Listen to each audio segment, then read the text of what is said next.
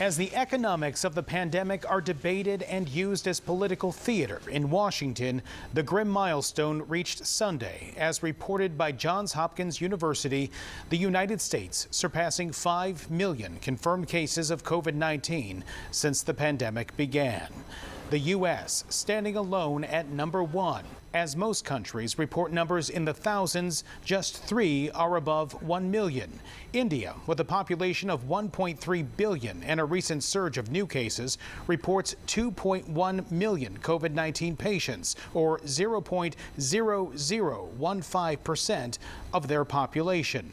Brazil, with a population of about 209 million, reporting just more than 3 million cases, or 0.014%. The United States population, 328 million. The 5 million reported cases now puts the U.S. higher by far in numbers.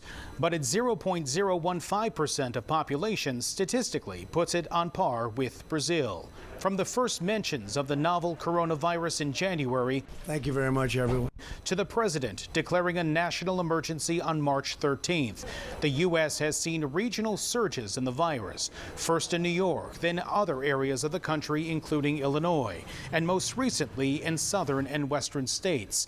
The strict lockdowns placed by officials in parts of Asia and Italy, where an early outbreak caught Europe off guard, were not widely put into place in the United States, which took a more regional approach to confronting the spread. The spread was contained in those early hotspots, and testing has ramped up worldwide. The U.S. now ranks third overall per capita and second behind China in the overall numbers of tests performed. All of it leading to 5 million cases now reported in the U.S. since the virus was first reported in the country just more than 6 months ago.